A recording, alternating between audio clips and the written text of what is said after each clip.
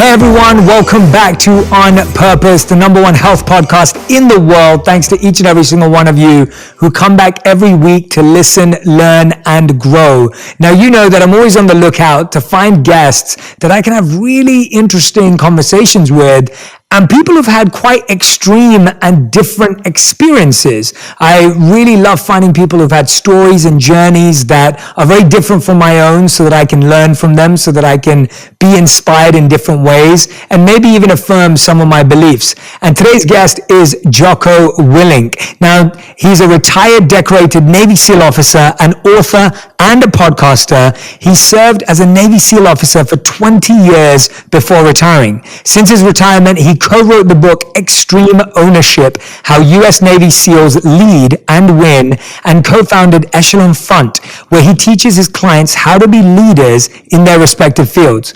Jocko also has his own podcast called Leadership and Discipline, where he talks about his approach to business, relationships, and life. Jocko, welcome to the podcast, and thanks so much for your time.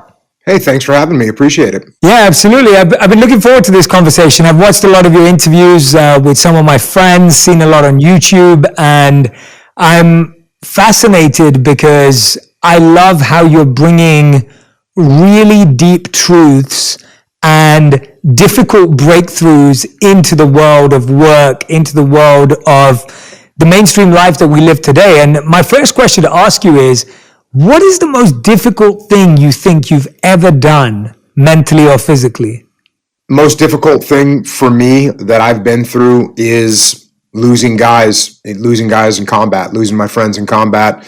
And it's obviously something that is completely jarring to go through. It's soul crushing.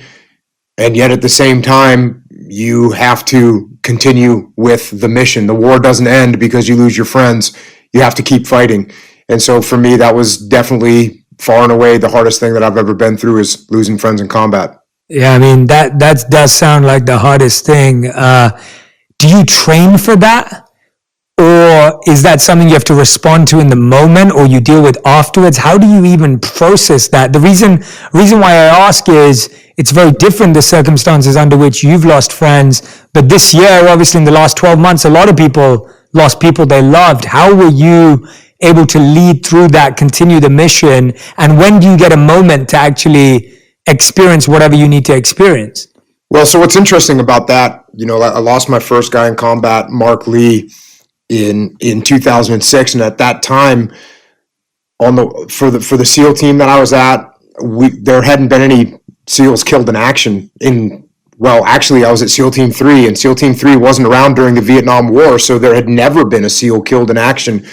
So there was no real instruction on this is what you do when you lose a guy in combat. Now, there was some protocols to follow in terms of, hey, this is what you have to do, this is who has to be notified, this is how the family gets notified. So there was protocols from a process that you have to do physically to notify people, but there certainly wasn't any protocol that I had been taught or had discussed with people about what to do, because no one had experienced that in a long time. So I had to kind of figure it out on my own in that scenario. And what I realized we had to do was we had to go to work. We had to go back to work. And I know that's a very difficult thing to do, but like I said earlier, the war was still happening. The battle was still going on. And so we stood down the guys for a couple of days, and we mourned the loss of Mark, and we celebrated his life. And then I got in front of the guys and I said, hey, listen, this is what we need to do. What we need to do is get our gear back on, lock and load our weapons, and we need to go out and execute the mission, which is exactly what Mark would want us to do if he could talk to us right now. And that's what we did. Now, clearly it takes a little more time than a couple days to process the loss of one of your brothers and of one of your friends. And I would say that happened months later when I finally got back to America and had time to grieve properly. But that's the most difficult thing I've been through, and that's kind of the process that I took to get through it. Thank you, man. Thank you for sharing that. And I'm glad I asked you that question because I didn't know, I had no idea what to expect when I asked you that. And that answer was really, really useful. And I think for anyone who hears it will be moved by it and touched by it for sure. When you're leading in such an extreme environment, when you have to lead your team through that, when you have to lead the other SEALs through something like that, now when you're teaching leadership, when people are not going through the same extreme things you've gone, how do you manage yourself from a compassion and empathy standpoint or a feeling standpoint of understanding people's problems, but realizing that you've gone through things that people can't even imagine? Like, how do you still relate to almost reality feeling less extreme, if that's even true? Yeah, so I had an interesting experience years ago. I've got 4 children, and at one point while I was still in the SEAL teams, I was at work, and there was something crazy was going on at work. There had been some guys killed overseas. The word was coming back, and I remember getting home, and you know, one of my kids said to me they had this problem at school, whatever that problem was, and I remember for a moment I thought to myself, you know, how can you even complain about this problem that you're going through right now? This doesn't even matter. Some kid called you a name or whatever. I don't even remember what the problem was.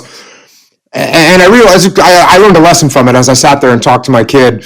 I realized that, you know, what people are going through is their world. And so depending on who you are and what your situation is, people go through different things, and whatever's happening in your world is the biggest emergency that's going on in the entire world because it's happening to you. The other thing is we work with companies, and I work with leaders all the time, and they're in charge of, you know, hundreds or thousands of people inside of an organization. And even though lives aren't at stake, livelihoods are at stake, and people earn their money from the decisions that this particular leader makes. And so there's a lot of pressure there as well. And I just try and always look at things and see other people's perspectives and not look down on other people's situations, maybe because it wasn't as extreme as my situations were. I just try and pass on the lessons that I learned from those extreme situations because I know that they apply to things that might not on the surface seem as extreme. Yeah, I love how children are always the softeners and the ones that make us realize how everyone has their own pain and their own suffering. Tell me, Jocko, were you always, since you joined the SEALs, because you joined at a very young age, if I'm not mistaken, were you always a natural leader? Did you see yourself as that, or was that something that you became through the experiences you had? Because obviously there's always this argument of, are you born a leader or do you become a leader? But I want to know about you. Did you always feel like you had that natural instinct? I'd say I had a pretty decent proclivity for leadership. And, you know, the argument of whether you're born a leader or whether you're made a leader, the answer is absolutely both. And in my later years teaching the young SEALs, you could see some people are going to have some pretty good natural characteristics that are very nice to have for leadership. Some of them will be lacking some of those. And the fact of the matter is, most of the characteristics that, first of all, no one is born with every perfect characteristic for leadership. That doesn't happen. So you get some people that might be really articulate, and that's a great thing to have if you're a leader. You might have somebody that is very good at simplifying problems, and that's a great quality to have as a leader. You might have somebody that's very charismatic, and that's a great quality to have as a leader. So you might have some of these characteristics, a little bit more, a little bit less than others. You know, I got a funny example about this. I had a guy, because another characteristic that's nice to have as a leader, especially in a combat leadership situation, is having a loud voice. And I know that might sound trivial, but if you're in a gunfight and you need to communicate with the other people, you have to have a voice that is loud enough to project and carry over gunfire. And some people are born with louder voices than others, just like some people are taller than others. And I had one particular guy I was putting through advanced SEAL training, and he was a very smart guy. He was very tactically sound. He was a good athlete, and he had the vocal cords of a mouse. And so when it came time to make a call, he just couldn't project his voice. And I started talking to him after these training missions. I'd say, hey, listen, it doesn't matter if you make a good call if no one can hear you. It doesn't help. You need to get louder. And he'd say, okay. And then I sent him on another training mission. And once again, I sent him on another training mission, and came time for him to make a call, and he tried to raise his voice, and it just didn't carry. And this went on for a few of these training operations, and finally I said, hey, listen, I hate to say this, but if you can't project your voice, you're gonna have problems. I don't even know if you can do this job. And he, had a very grave look on his face. He was worried. And then I sent him out on another training mission. And that moment in time came where he needed to step up and make a loud call to tell the guys what to do. And in that moment, he grabbed one of his other guys. He grabbed, Bill the loudmouth. And he told Bill, hey, get everyone to move to that building over there. And Bill barked out that order, and everybody heard it. And I realized that he did what he needed to do. He complemented the weakness of his own capabilities with someone on his team that had a very loud voice. And that's what we need to do as leaders. You're not going to be perfect in every category. So when you have an area that you're weak, maybe you're not very articulate. And I say, hey, Jay, why don't you talk to the guys and explain to them what we're doing, because you're more articulate than I am. That's perfectly fine. Or I say, hey, Jay, can you take a look at this problem? I'm seeing all kinds of options, and I know you have a good way of simplifying things. Can you take a look at it and simplify it for me? And there's nothing wrong with that. So we all are born with some natural leadership capabilities, and most of them we can improve. I mean, let's face it, if you're not very articulate, then you should write and you should read and you should practice speaking, and you'll become more articulate. If you're not very good at simplifying things, you can start to address problems in a more simplified way and really make that your goal, and you can improve in that. If you've got some skills that are a little bit harder to improve upon, like how loud your voice is, and I was very lucky to have been born with a loud voice. It's genetic, and well, it's lucky until you have 4 kids, and then that genetic loudness can be a little bit hard on your ears. But what you need to do as a leader is first of all, work on your own skills, get as good as you can at the various categories, and then when you have areas of weakness, it's okay. Be humble enough to build a team that complements your leadership weaknesses so you can become a solid leadership team. Great advice. Really, really great advice. And that story or that moment in time is a brilliant example for what you just shared with us. So thank you for sharing that. And one of the things that hit me when you were giving that example is this decisiveness, the need to make decisions in really high pressure moments. Today, a lot of people have challenges with procrastination, overthinking, boredom, and we see these conversations going round and round, whether it's on Twitter or whether it's inside an organization or whether it's someone sitting on their couch and they're procrastinating and they're overthinking. Seeing as you've come from a place where I don't know if you had any time to overthink or even a moment to procrastinate, how would you advise people in leadership or anyone who's listening or watching this podcast to work through procrastination and overthinking? Okay, so there's really 2 components that I would address here. The first one is straightforward. Look, if you're saying, okay, hey, when my alarm clock goes off in the morning, I hit the snooze button 3 or 4 times, and then I finally get out of bed and I brush my teeth for 20 minutes because I don't want to start my day. I don't want to go face that hard workout. And that kind of procrastination, that kind of overthinking and having a debate in your own head and saying, well, I did work out yesterday. I'm kind of sore from that. So maybe you're rationalizing. In those situations, I just turn my brain off and I do what I'm supposed to do. I rely on discipline. I'm going to do what I'm supposed to do. I'm going to make things happen immediately. I know that hesitation is going to bring me regret in 2 or 3 hours when I realize I wasted my morning doing something that I shouldn't have been doing. So from that component, turn off your brain and go do what you're supposed to do. That's what you need to do to overcome that procrastination.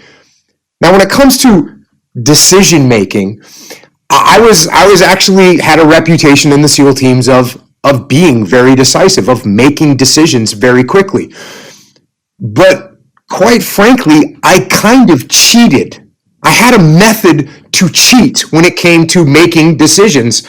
And the method was, instead of looking at a scenario and making a big giant decision about what to do, I would make a guess on which direction I thought we should go. And then I would make a very small decision and make a very small step in the direction that I guessed was correct. And then I would analyze the feedback. And if it was positive feedback and it seemed like the right move, I would make another small step in that direction. And I would analyze the feedback again quickly. And I would if it was positive feedback, I would make another small step in that direction. So I would make very small decisions, but I would make them very rapidly. And I had to stay humble enough that if I make a decision or I make a guess and say, okay, I think we should go in this direction to the left over here. I'm going to go to the left. So I start moving to the left and I read the feedback and the feedback goes, oh, this is not a good decision. You've got to be humble enough to say, hey, everyone, I actually made the wrong assessment. We're going to start moving to the right. You've got to be humble enough to do that. But if you make small decisions very quickly, you mitigate the risk of making a big, giant decision, a big, giant commitment. People ask me, say, hey, I'm stuck in this 9-to-5 job. I don't really like it. I'd rather do this other thing that I'm really passionate about. How do I know when it's time to quit my job and take up this other passion that I have? To me, that's too big of a step, because the thing that you're passionate about, other people might not be passionate about. There might be no market for it. So you quit this good job that you have with a steady salary and you step out into the world and you realize that you've made a terrible mistake. That's not what I like to do. I would rather say, oh, okay, you've got a steady job, you've got a good income. How about you start doing a little something on that passion on the side? You maybe produce a little bit of that thing that you want to make. You make 100 of them and you see what it does. And if you get good feedback and people are buying that product that you made, great. Maybe you can make 200 next time and see how those sell. And you can continue to do that. And you make these slow steps, and eventually you can look around and say, wait a second, got a great income coming from my passion. I can go ahead and step away from my 9-to-5 job that I didn't really care for. So that's an example of making small steps, and it's something I call the iterative decision-making process, and it's very beneficial to move through life, not trying to make big, giant decisions, but by making small decisions rapidly, listen to the feedback, and then repeat that process. What I like about it is that it's doable for everyone. It's practical. It's right now, today, tomorrow. Anyone could start living that advice right now, and it's not going to affect their current life. They don't have to change anything. They don't have to learn anything. They don't have to become anything different. Jocko, what would you say is the biggest thing you learned about yourself during your time as a Navy SEAL? And during that 20-year period, was there ever a time where you wanted to give up, or you wanted to let go, or you just felt like it was too much? And what kept you going at that time? The biggest thing that you learn in the SEAL teams is that you are not as good as you think you are. There's always going to be someone that's better than you at something. And I was not the fastest guy. I was not the strongest guy. I was not the smartest guy. And so you're always surrounded by someone on your team that can run circles around you in whatever category, whether it's shooting or diving or parachuting. So it's a very humbling experience. And it's the same thing with combat. You go into combat, maybe you think, hey, this is what I was born to do, and I'm gonna dominate in this situation. And you realize you get into combat, it's a very humbling experience. So for me, my career in the military was an extremely humbling experience. As far as times where I wanted to give up or I wanted to quit, quite frankly, I never really had moments like that. I went through SEAL training. I wanted nothing more in my life than to be a SEAL. They would have had to kill me to get me to think about quitting, and I guess it wouldn't have mattered at that point. It's just what I wanted to do, and so it didn't matter what they did to me. And then in the SEAL teams, being in the SEAL teams, that's the job that I wanted. And so every day to me was, look, were there hard days? Is there parts of the daily grind? You're going out you got a 120-pound rucksack on your back and you're marching for 10 or 15 kilometers. Like it's hard. It's not fun always, but I always knew that's the job I wanted to do. And so quitting wasn't really part of my gig. Yeah, no, I love hearing that. That's so beautiful to hear, and it comes across very sincere. When you talk about the first thing that you were responding to around the idea of you were humbled by being around people, how do you turn what today we see as this competitive and comparison-based culture to a collaborative culture? Because at the end of the day, you guys have to work together. You have to look out for each other. But at the same time, when you're training, like you said, you can get lost in the comparison of like, oh, he's stronger than me at that, or he's a better swimmer. You obviously took it very humbly, which is beautiful. But how did you see, did comparison ruin collaboration? And how did you make that switch for a lot of the people you were leading? Is that what a lot of the SEALs struggled with? Or was everyone like you and just blown away by the fact that they had more talented people around them?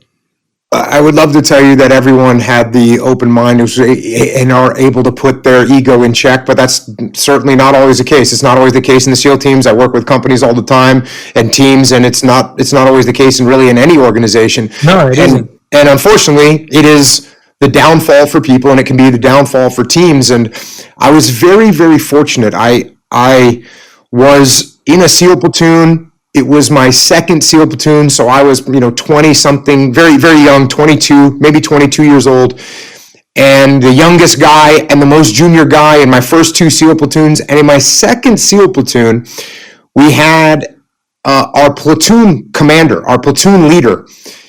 He couldn't put his ego in check, and he kind of came up with his own plans and then dictated his plans to us and imposed his plans upon us, didn't ask for any feedback, didn't even listen to the feedback when it was given to him. It was his way or the highway. And we ended up really just not wanting to follow this officer. And it actually ended up that we had a mutiny with this officer. We had a mutiny, and the troops, us young SEALs, went to his boss and said, we don't want to work for this guy. He doesn't take our input. He doesn't listen to anybody else. He's arrogant, and we don't want to work for him. And luckily, our commanding officer, the guy that was overall in charge, actually got rid of that platoon commander. Now, when that happened, that's basically a mutiny, right? It's basically a mutiny, and I'm not sure if you know this, but mutinies are not very well looked upon in the military. As a matter of fact, the punishment for a mutiny is death. They execute you. Wow. Now, look, this was the 90s. We weren't going to get executed, but it is a serious thing to have happen, and so they put a replacement officer in charge of our platoon. And when I heard about this replacement officer was a guy who was kind of a legendary SEAL at the time. He had risen up through the ranks. He had been stationed at all the different types of SEAL teams. He had combat experience at a time when not too many people had combat experience. So he was this like legendary SEAL. And when I heard that he was coming to take charge of our platoon, I thought to myself, okay, they're taking this guy and they're putting him in here to straighten out these mutineers, and we better brace for impact with this guy.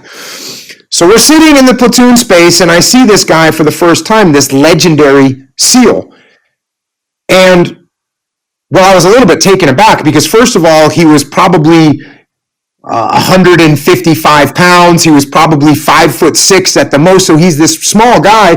And then on top of that, he was like the oldest person I'd ever seen in my life, because he was probably about 36 or 37 years old. And of course, I'm only 20 whatever, and we're looking at him like he's an old man. And I'm thinking to myself, how is this little old man how is this the legendary guy? And he comes into our platoon space and he says something along the lines of, hey, gents, it's really nice to meet you all, and I'm really looking forward to working with all of you. And so right there, I knew that there was something different. He didn't say, hey, I'm taking over, I'm now in charge, you're my men, I'm the commander. He didn't say any of that, which is what we were used to from the previous commander. He said, I'm looking forward to working with you guys. And that humility that he showed, even though he was this legendary guy, he was so humble. And he acted that way all the time. And we would do anything for that guy and would follow him to hell and back. And he's the guy that I still try and emulate today. So as far as me recognizing that you better be humble if you want to be in a leadership position, I absolutely learned it from not just from that platoon commander who was good, who was humble, but also getting to see the contrast between the arrogant platoon commander and the humble one, and then the way we felt about the arrogant one, And the way we felt about the humble one left a mark on my brain. Like I said, I'm still trying to emulate that good platoon commander to this day. That's beautiful, man. And it's amazing to hear about it in a space where I think there's a big misconception about masculinity and the SEALs or the military, and the idea that everyone has to order each other around and there's commanders like the one that you all had removed. Like you that's kind of what you expect, or that's what you see in the movies, or that's how it's presented. And to hear your version of what you responded to and who you're trying to become, even in yourself, I mean, that's an incredible lesson for so many young people out there as well, hearing what it actually takes. When you're talking about the mutiny, and one of the biggest things I see as a cause for inefficiency in companies, and I work with lots of organizations as well, more from a mental health, stress, and well-being space. When I'm working with people, one of the biggest things I find is that a lack of trust is the cause for the greatest inefficiencies in an organization. People make bad decisions, they introduce the wrong people, they connect in the wrong way because they don't trust each other.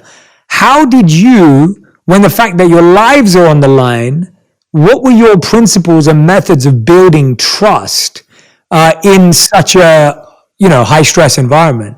So there's a few things that I've been talking about lately together, and they're all very related. One of them is trust. One of them is listening. One of them is influencing, and the other one is respect. And what's interesting about these three is that everyone thinks, well, I want to gain trust. I want people to listen to me. But if I want Jay to listen to me, what I need to do is I need to listen to you. So if I want you to listen to me, I need to listen to you. If I want you to respect me, I need to give you respect. If I want to be able to influence you, then I need to allow you to influence me. And then the last one is trust. So if I want Jay to trust me, I need to give trust to Jay. So if you're working for me, how do I let you know that I trust you? Well, I say, hey Jay, you know what? We've got this project that we've got to do. Why don't you take charge of that? Let me know how you want to execute that project. And then I actually let you execute it. Look, I'm going to give you some oversight. I'm going to check out what your plan is. But when you come up with a plan to me, if your plan is going to be functional, if it'll get the job done, I'm going to let you run with it. And when you realize that I trust you to do these things, you start to trust me as well. And by the way, when the plan doesn't go exactly as you thought it would go, and maybe there's some hiccups along the way, do I jump down your throat and say, I never should have let you do this? No, I say, okay, I got it. What can we learn? What can we do different next time? What can I tell the other teams to make sure that they learn from this experience? So I give you trust, and you start to trust me back. And that's exactly what I did when I was in a SEAL leadership position. I would let my subordinate leaders, I would task them with things, and I would trust them to get it done right. Like I said, this doesn't mean I would send them on a mission that they didn't have any experience on at all and not check out what their plan was going to be. No, I would, of course, make sure they had some experience, make sure that they were headed in the right direction, make sure that their plan made sense. But if it was in the ballpark, I was going to give it to them, and I was going to let them run with it. And that's how I built trust. And like I said, it's all four of those things. It's respect, it's trust, it's listening, and it's influence. If you want to get those things from other people, you have to allow them to start with yourself. That's a brilliant way of thinking about it. I love hearing the idea of having to give what you want to receive first. And it's 1000% the only way to do it. And you're so right that you could spend your whole life waiting for someone to respect you and waiting for someone to trust you, and you're doing everything to get them to feel a certain way about you, and you can waste your whole life waiting around for that.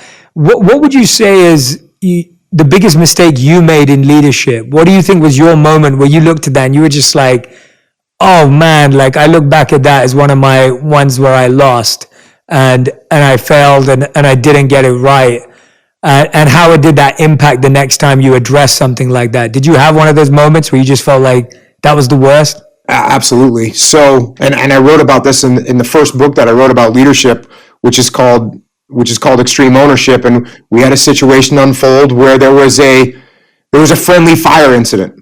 There was a friendly fire incident that took place. A friendly Iraqi soldier was killed. So one of the Iraqi soldiers that we were fighting alongside, one of our compadres, one of our comrades in arms, one of our Iraqi soldiers was killed. I had one of my SEALs get wounded. A couple other friendly Iraqi soldiers were also wounded. So it was a terrible situation. And I was the guy in charge. And even though there was a bunch of little tactical mistakes that were made along the way, and there was plenty of blame that could have been placed on a whole bunch of different people, it really didn't matter because I was the guy overall responsible for everything that happens on the battlefield. So absolutely, I came away from that. I felt sick to my stomach. It was awful, but I had to take ownership of it. And look, it wasn't like that was the first time I had ever decided that the best thing to do when you make a mistake is own it. This is something I learned from the early days of in the SEAL teams. If you make a mistake and you try and make excuses, you're going to get crushed even more. So it's a culture where taking responsibility is taught and it's the right thing to do. But it's just the consequences in that particular situation were so awful that it was painful to take ownership. It was painful to look myself in the mirror and say, this is all on you. So what did we do? Well, I took ownership of the situation. I told the task unit, I told my guys, this is the mistakes that I made, and here's what we're going to do to make sure that nothing like this ever happens again. And then we implemented those solutions. But certainly that was a moment in my life that I remember of realizing. You said something in your introduction. It was like a confirmation of something that I had already known, but it was such a heavy confirmation that was the right thing to do. When you make a mistake, you take ownership of it, you get that problem, you figure out what a solution is, and you get that problem solved. And that's on us as a leader. And so often, because of our egos, we feel like the right move is to blame someone else and point fingers, and that just does not work. It makes you look horrible as a leader. It makes the problem not get solved, and you lose the respect of everyone around you, and therefore the team can't do its job anymore. You fail the mission. I mean, that sounds like another, intense experience. And, you're practicing extreme ownership in these really intense experiences. I know you've shared this before, but for our audience, explain extreme ownership, but with this lens of a lot of people today, if they try and take ownership, they end up destroying their own self-esteem or holding themselves back. Whereas the way you describe extreme ownership is that actually it propels you forward and pushes you forward. With that skew, explain to our audience extreme ownership and how you're able to do that with it rather than just beat yourself up. Yeah. So let's take a workplace environment, and I'm working for Jay, and Jay's my boss, and I'm up for promotion, and I'm hoping I get promoted, and the promotion board comes out, and it turns out I don't get promoted. Fred gets promoted instead. Now, what am I going to do? How am I going to handle this? I can say, well, Jay doesn't like me, or Fred, he cheated on the examination, or he kisses up to Jay and that's why he get promoted. I could point fingers all day long. I could point fingers at you. I could point fingers at the whole organization. And if I point fingers at everybody else and I don't take any ownership of it, what am I going to change? How am I going to improve? What control do I have over my own destiny if my whole destiny is held by Jay, my boss? It's a horrible position to be in. I feel powerless. Now, if I say, okay, I'm up for promotion, I don't get promoted. Okay, let me take ownership of that. I must be doing some things that Jay sees that I can improve upon. Hey, Jay, can you do me a favor? Tomorrow, can I come into your office during lunch for 15 minutes? I just want to kind of go through what your expectations are. I know I didn't get the promotion, but believe me, I'm hungry, and I want, next time that opportunity comes up, I want you to be thinking of me. Can we sit down for 15 minutes, and can you give me some critique points on what I could do better? And you say, of course. You say, of course, yeah, Jocko, come on in. And we sit down, and you say, hey, look, your timeline's been off on a couple of the big projects, and you've actually been late a few times. And meanwhile, I got Fred over here. He hits the timeline always, and he's never been late. And I say, got it, Jay. Got it. And what do? I make those adjustments. I buy another alarm clock. I start paying more attention to my projects and the timeliness of my projects. I actually improve. So that the next time there's an opportunity for promotion, you look at me and say, hey, way to go. You fix those problems, you're getting promoted. So that's the difference. We either take ownership of what's going on, we figure out how we can fix it, and we do fix it, or we point fingers, blame other people, we don't change, and we stay stagnant, we don't make any progress. I'm putting that straight into our recruitment, retention, and reward video. I'm going to play that video anytime we have that complaint or insight. I'm going to play that video to someone. I completely agree with you. I love that example of putting it into that space, because it almost, when you hear it that way, you're like, oh my gosh, that sounds so obvious. That would be the right thing to do. But that's never our response. 99% of us will do the opposite of like, oh yeah, they got through because of this, and justifying it. You said 99% of us, and it's an instinct. An instinct is to protect our ego. So like I said, I got 4 kids. If one of my kids is in the kitchen and I walk into the kitchen and the milk is spilled on the floor, well, what do my kids say? You know what they say? They say, the milk spilled, right? An inanimate object did this. Not me, it was the milk. So we all have this instinct of our ego, trying to protect our ego, and it's a horrible thing. And I wrote about this in the last leadership book I wrote, Leadership Strategy and Tactics. One of the sections is, how do you take criticism from someone that you don't respect or you don't like? And it's very plain and simple. Jay, if I don't like you, I don't respect you, and you come to me and you say, Jocko, you're late on your projects. What should I do with that? Well, I should put my emotions in check, put my ego in check, listen to what you have to say, and then actually look at you and say, thank you for that feedback. That's how we improve as human beings. Now, is there a risk that someone is attacking you or trying to undermine you or insulting you? Absolutely. That there is a risk that you could get into a situation like that. But guess what? You listen to what people have to say. You apply it without emotion. You apply it without ego.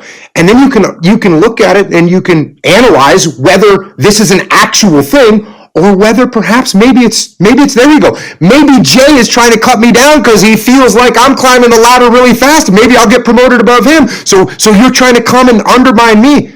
That's okay. Listen to what people have to say. Analyze it without ego, without emotion. Say thank you for the feedback and move forward. I love that you keep mentioning the presence of ego. One of the ways I think the ego also plays out, which I'm interested in the form of the military, is you've got people that are on the front lines that are actually like physically there on the battlefield. And then you've got people sending orders and making decisions who may not be on the actual front lines. How did you all build that respect and trust of recognizing that everyone was playing their role? Because I find that the ego often is, well, I'm on the front lines. I'm the one who's actually going to lose my life. You're comfortable sitting there in your ivory tower. You've got nothing to worry about. How do you avoid that kind of ego also getting in the way? Or is that common at all? Does that exist? So luckily inside the military, inside the U.S. military, and inside most modern militaries today, there is something called decentralized command, which means the senior leadership is giving the broad strategy of what we're trying to accomplish, but they're allowing the frontline people to make decisions on how we actually move in that direction. Right. So that's what usually happens. Now, occasionally there are situations where you're told to do something that doesn't make much sense. And maybe it doesn't make any sense. And maybe it's going to put lives at risk and you don't agree with it. So what do you do in those situations? I've had those situations happen to me. Very seldom do they happen to me, but they have happened. Well, let me give you a little backstory first. I spend all this time building a good relationship with my boss. Building a good relationship. Listening. When my boss wants me to do something, cool, I get it done. I get it done on time. I do it correctly. When my boss wants me to do something else, I do that. I do that correctly. I do it to the best of my ability. I give feedback so we can improve the process. That's what we're doing. So all those iterations of performing my duties correctly, they build the trust that we talked about earlier. So by the time you fast forward 6 months or a year and my boss says, hey, this is what I want you to do, and it doesn't make sense, I press pause and say, hey, boss, can I ask you a couple questions about what's going on here? This is what you want me to do. This is what you're asking me to do. Can I explain some of the secondary and tertiary effects that are going to transpire if we do what you're asking me to do? I want to make sure that you know those things, because if that's the direction you're giving me, I want you to understand how it's going to impact us on the front lines. And 100% of the time, when I explain things up to the chain of command to my bosses, they said, oh, okay, well, I didn't think of that, or I didn't know about that. Thank you for telling me. Because by the way, if my boss doesn't know what the impact is going to be for me, whose fault is that?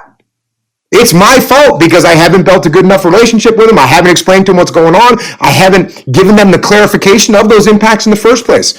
So developing a good relationship up and down the chain of command, because by the way, I want to make sure that I have a relationship with the people below me in the chain of command so they can tell me the negative impacts of what we're being directed to do. And then I've got to build that relationship up the chain so I can pass those forward. So if we build good relationships, and as you mentioned earlier, if we can build trust up and down the chain of command, we don't really have these issues. And like I said, I got a couple times in my career where I was, told that we were going to do something a certain way, and I just kind of explained why I didn't think that was a good idea, and got to move forward in a more effective and more efficient manner. Yeah, no, and it's good to hear that it doesn't happen too often, but I'm glad that you expanded on what if it does happen, because like you said, in the work environment or in our day-to-day lives, it can happen quite often. And on the receiving end, like you said as well, that your juniors or the people that are reporting to you, if they don't feel open enough to tell you as well, then you made a mistake as a leader. One of the things that massively stands out that I hear you talk about a lot when I've been watching your videos recently, and I appreciate you bringing this so much to the fore, because I don't think it's talked about as much, is discipline. And, I spent 3 years living as a monk, and discipline was like a big part of our lives. And I'm so grateful to have had that training, because without that training, it would have been so easy for me to lack discipline as well. When you talk about discipline, how many people listen to you and go, Jocko, yeah, you're a Navy SEAL, we get it, but like discipline, I just find discipline is so unpopular today, because it's not the sexiest thing to talk about. It's not the easiest thing to get people to do. When people are struggling with self-discipline, where do you start? Where does someone start when they haven't had that training that you've had? I think like many other taskings and missions that we get in life, we have to understand why we're doing what we're doing. The book I wrote about this is called Discipline Equals Freedom. So you have to understand why you're implementing this discipline in your life. Why are you implementing discipline in your life? It's because you want to reach a level of freedom. And that's what discipline gives you. And the obvious examples that I talk about all the time, one of them is financial discipline, right? We all want to have financial freedom, of course. Everybody wants to have financial freedom. But if you want to get to financial freedom, what do you have to have? You have to have financial discipline. You have to have the discipline to work hard. You have to have the discipline to save your money. You have to have the discipline to invest your money properly. You have to have the discipline not to buy stupid things that you don't even actually need. And if you can have that kind of financial discipline, you'll end up with financial freedom. Same thing with time. Everybody wants more free time. How do you actually get more free time? You get more free time by having more disciplined time management, by making a schedule, by sticking to the schedule, by not wasting time doing things that provide you no benefit whatsoever. And if you can have that more disciplined time management, you'll end up with more free time. And this applies to everything that we do. It applies to our health. It applies to the way that we work inside of an organization. It applies to the skill sets that we have. It applies to everything that we do. So I think understanding why you need to implement discipline into your life, because there is such a massive reward for it. I think that's why I start with that. That's why I start with discipline equals freedom. It's not discipline equals pain. It's not discipline equals suffering. And look, there is pain and suffering that comes with discipline. There is. But that's not what you're doing. That's not why you're doing it. You're doing it because discipline will give you freedom in the end. I'm so glad that you wrote that book and you have that mantra, discipline equals freedom, because it's such an interesting thing. Usually we think of discipline as a restriction. We think of regulation as like, you're like controlling yourself and you're like not expressing yourself. And people will say like, oh, you're like in a prison and you're suppressing yourself. And actually you're spot on. Actually thinking that you can do whatever you want and spend as much money as you want and eat what you want, that's actually not freedom. That's being a slave, and that's being a prisoner to your desires. And so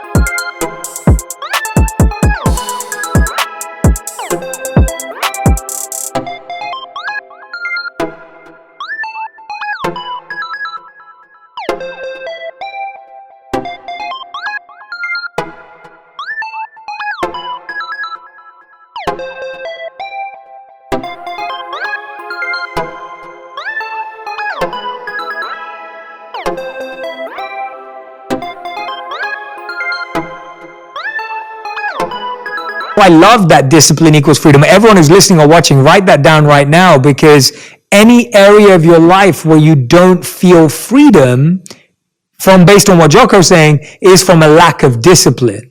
And so any area of your life where you're like, I'm not experiencing freedom, it's from a lack of discipline. And I can honestly say that that's so in line with, we had something in our monk tradition called the regulative principles of freedom. It was the same concept of the idea that we had certain regulative principles that we had to practice, and they were seen as suppression from a modern perspective, but actually they were so freeing because now your desires didn't control you. And so I love hearing that similarity and that connection, and to hear you say it is really empowering. And I hope everyone, but let's say, Jocko, let's say someone just doesn't know how to build discipline, right? Like, I feel like it's a muscle, it's a skill, it's a habit like anything else. How does someone start building discipline? Like, what are the building blocks from a practical standpoint of discipline? I've got my recommendation that absolutely nobody wants to hear. I want to hear it. The recommendation is, start getting up a little bit earlier in the morning and start going to bed earlier at night. So we start getting, and the reason I say get up in the morning earlier first, because you can't just decide you're going to fall asleep earlier, right? You'll lay in bed, with your mind racing because you're not tired because you slept in. So wake up a little bit earlier in the morning. And take 15 minutes, take a half an hour, do some physical exercise, do something that you would normally have to do during the workday or when you got home from work so you can spend more time with your family. Just start getting up 20 minutes, a half an hour earlier than you normally do. Over time, you can, if you keep kind of pushing that, you can end up waking up an hour earlier than you normally would. And that gives you time to get some workout, gives you some time to go for a run, gives you some time to spend a little bit of extra time with your family in the morning before you have to go to work. There are so many benefits to it. And what do you lose on the other end? At nighttime, instead of looking at social media for an extra hour, you'll be asleep. And it's a beneficial thing. So I would say set that alarm clock a little bit earlier. When you wake up in the morning, go and do some exercise, 15 minutes, 20 minutes, an hour, whatever you can fit in to start with. And I think that is a great place to start building discipline. I completely agree with you. I think waking up earlier is like the best reinvention formula, because what we're all lacking is time, and what we're all lacking is time for ourselves. And the only way you get that is by waking up earlier. What's something, Jocko, that you learned only after being a Navy SEAL that being a Navy SEAL couldn't teach you? Being a father, being a leadership consultant, all the amazing things you've achieved afterwards. What have you learned in the afterlife almost that you didn't learn during being a SEAL? So when I got done with my career in the SEAL teams, I was asked to go and talk to a company, executives, about leadership. And I had no idea. I had never been, I was institutionalized. I had been in the military since I was, 18 years old. I didn't even understand anything about civilian companies, nothing. I didn't know anything about them. And this very first time that I presented these leadership principles that I talk about all the time and that I've written about, the very first time I presented them, when I got done, the CEO of the company came up to me and said, I want you to talk to every division of my company. And that was like the icing on the cake, because I could tell by the looks on people's faces, by the questions that they were asking, that the leadership principles that work inside of a SEAL platoon, they work inside of a finance company, they work inside of a manufacturing company, they work inside of an Army platoon, they work inside of a Girl Scout.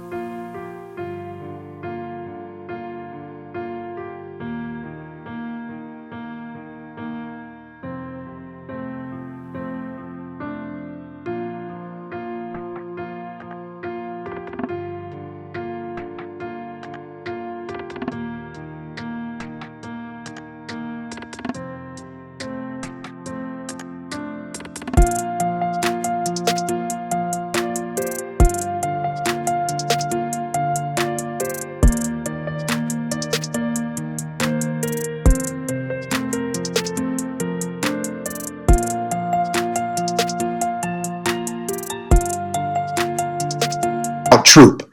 These leadership principles, they apply everywhere, and I wouldn't have known that if I had stayed in the SEAL teams. I would have just continued to use them and utilize them in that one category, but they're applicable everywhere, and that was a real blessing to figure out very quickly after I retired. It's incredible, isn't it, how we think what we know only applies to this area or this thing, and when you find this wide, varied application of stuff that you know so well. And I'm sure now I love the Girl Scouts troop. I love that. Have you ever done anything with a group of Girl Scouts? Like, have you actually given them like a talk or a keynote? I have 3 daughters and 1 son, and I've run all kinds of random team events for children. And yes, these principles 100% apply. I love that one. That would be something I would pay to watch. That would be amazing. Like I'd love to see how that goes down, especially with your daughters in the room. That would be brilliant. And then, that's what brought me to write the kids' books that I've written. Is I was out there trying to find books to read to my kids when they were younger, and books just didn't exist that sort of talked about these principles that we're talking about discipline, about hard work, about taking care of other people, about being prepared. There just wasn't books out there that had that message. And so as soon as my first adult book came out, I was immediately writing my first kids book. And those books, honestly, from a gratification perspective, I get letters every day from kids all over the country and all over the world that say, I did my first pull-up today, or I got an A on my math test, or I made the hockey team, or whatever they set out to achieve. They realize that when they put discipline in place and they live like a warrior kid, those principles, they work regardless of how old you are and where you are in life. So that was very also a great discovery for me, which I realized while I was still in the military,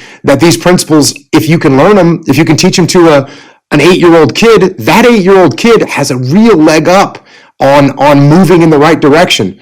So I've been real blessed in the fact that the things that I've learned in the military translate very well if you can look at them through the right lens. Absolutely, man. And I'm so glad that you're doing it, because it's always fascinating when you've heard about someone, you've read about someone, you've seen them, and then you actually get to experience them, even though we're not with each other physically. It's amazing. I'm so happy that you're the one doing it, and in the way that you're doing it as well. It comes across effortlessly. It's powerful, but it's got a really special heart. We end, Jocko, every On Purpose interview with the final 5. These questions have to be answered with 1 word or 1 sentence maximum. So there's a cap on the amount of words that are about to be used. So this is your final 5. The first question is, if you could meet any leader in the world, dead or alive, who would it be and why? It would be Colonel David Hackworth, who was an American soldier in the Korean and Vietnam War. He wrote a book called About Face, which I ended up writing a foreword to, and I never got to meet him. He died in 2005, but he was my mentor, even though I never met him, just through his books. I love that. I love that you said that. I always say to my audience, you can be mentored by people you've never met. That's amazing that you wrote the foreword for one of your idols. I love hearing that. Second question, what was your purpose when you joined the SEALs, and what is your purpose now? When I joined the SEALs, I wanted to be a good SEAL. That was it. And as you can imagine, that drove a lot of my decisions. And what I realized about the definition of a good SEAL, when you really break it down, what makes a good SEAL is a good SEAL looks after and takes care of his teammates. And what am I doing now? What's my purpose now? It's the same thing. I'm trying to help people as much as I can, pass on the lessons that I've learned so that they don't have to learn them the hard way like I did. Yeah, I love that. All right, question number 3. What's one thing that you think people value that you don't value? I think there's a lot of things that people value that I don't value. I guess one thing is, I'll make it real easy, watches. I wear a $30 Timex watch, and I see you post it all the time. Sometimes people comment, why don't you buy a nicer watch? This watch is functional. It does what I need it to do. And so if you're walking around with a $1,000 watch on, you might think it's cool. I don't really care. We'll get a good shot of it. This is on Jocko's Instagram page. Go follow Jocko Willink on Instagram. Okay, question number 4. What's the best piece of advice you ever received? When I got to SEAL Team 1, the Master Chief that was in charge, so the senior enlisted guy, told us, show up on time, don't forget anything, keep your mouth shut, and keep your ears open. And especially the part about keeping your mouth shut and keeping your ears open. Listening is the most underrated skill in leadership, and as a human, you should listen a vast majority of the time. So I think that's great advice. That is. And 5th and final question. If you could create one law in the world that everyone had to follow, what would it be? Be good to your neighbor. That's a good law. There's lots of people been trying to teach that, lots of important people. I'm glad you're adding it on and sharing it forward. Everyone, Jocko Willink, make sure you go and follow Jocko on Instagram. Check out his many books, as he spoke about his children's books, his adult books. Please go and grab a copy of what resonates with you. Jocko has an amazing podcast as well that you can go and listen to. All of the links will be in the description. Jocko, we need to do a part 2. This was too good, man. I love spending this time with you. Next time we've got to be in the same room to feel your energy. But honestly, this has been such a joy. I learned so much today, and have an even deeper appreciation for you as a person and what you're doing in the world. So thank you for taking out the time to be on Purpose, and I hope we get to meet soon. Thanks, Jay. Yeah, I know we're not located too far apart. Next time, we'll do it face to face. Absolutely. Thank you, Jocko. Thanks, everyone, for listening. Make sure you share your insights on Instagram. Tag me and Jocko with what stood out. What were the wisdom points? What were the insights that resonated with you? What are you going to practice? What discipline are you going to start from tomorrow? Are you going to wake up 15 minutes earlier? Are you going to do that one push-up or pull-up? I'd love to know. I know Jocko would too.